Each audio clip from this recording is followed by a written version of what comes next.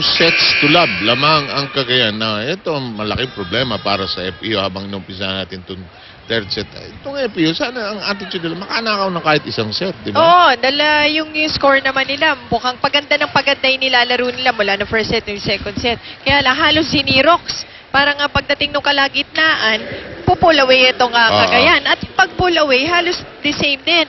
Pagdating sa dulo, ang ginagawa na lang ng Cagayan, hinahanap yung o challenge yung floor defense nitong FEU. At laging namang nagiging successful ang Cagayan. So, yun yung adjustment na kailangan gawin ng Lady Tams. Lalo na dito sa third set. Pareho yung pangyayari eh. At saka may halong malas, ginugulungan ng bola sa tuktok ng net. So, a little alertness probably. And the bit of immaturity, yung kabataan talaga nitong team na ito. No?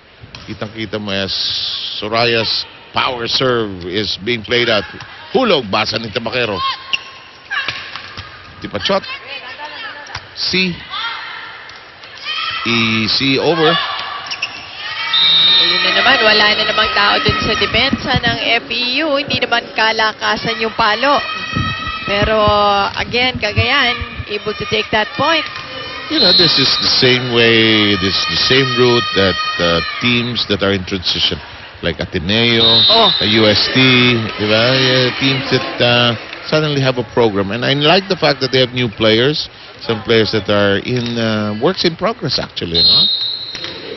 Magiging contender ito pag umpisa ng collegiate season, makita mo. And ang FEU, again, tiwala ka dyan. Magagaling magturo ang mga coaches yan. As long as si Coach Kit nandyan, alam naman natin dyan ang galing yan. Sila Coach Nes, sila Coach Ramil Jesus, lahat ni Coach Kit yan.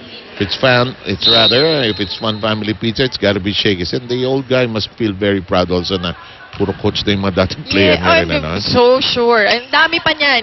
Marami pa. Huli. Winalis. And Tipachot making life easy. Just went for a power tip. Sabi niya, wag na natin i-set up to. Si Dawis ay magkakaroon ng pagkakataon for the first time to play for Cagayan. This is Lise Dawis. Coming from UE, of course. Yung UE aching for a transition din, ano ha? Kasi ang NU, nagkaroon na rin ng change, ano ha? Actually, kakakausap ko nga lang kay Coach Boy Dalistan eh. Sasabihin niya kung ano sinabi niya pagkasabi ko ng rock. But may timeout. Hold that thought, Mosey, ha? At pwede nyo naman hindi na working to make them lumayo. Tapos na. Kanina pa yun. Dahil nangyari yun. Pwede nyo naman muna. Ha? Eh, Remy, tingnan mo yung ginagawa sa kanya. Sana nakatayo talaga tayo. Talaga pag tinulak yung bola, nakatayo talaga. Hindi nakababa. Kaya huwag kayong multa ka. Pwede nyo mo bola. Pag-isipan nyo lang. Kahit anong ginagawa natin dyan. Hindi yung bababaan yung depensa niyo. Dapat na. Ha?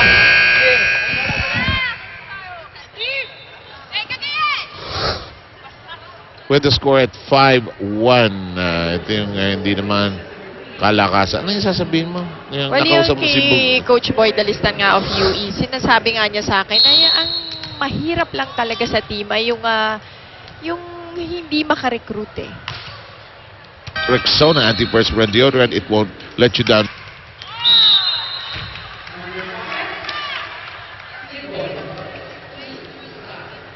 Pahirap na ng pahirap ang recruitment ngayon. Kahit sa sport naman siguro. I guess so. No? Dahil ngayon lahat talaga, yun, kasi nakita nila yung value ng recruitment. So ngayon, lahat yun na yung ginagawa. They really go to the provinces, yung mga tournaments na minsan hindi mo pa naririnig, pero yung mga coaches natin would really go. Exactly. Tsaka kung minsan hindi madaling hugutin ng isang bata from the province, gustong isabak sa Manila, kahit na may promise ng education at possibility of lots of playing time, kung minsan ayaw talaga umalis ng probinsya. Totoo rin yan. Samantala, 6-2 ang bilang natin, nagmamadali itong kupunan ng Cagayan. Baka uwi na, baka abutan pa ng pagkalakas-lakas na ulan. Aiza Maizo, nice pick up by Basas. Simborion, lakas, Tipachot, malakas ang return. Another long rally, probably the third.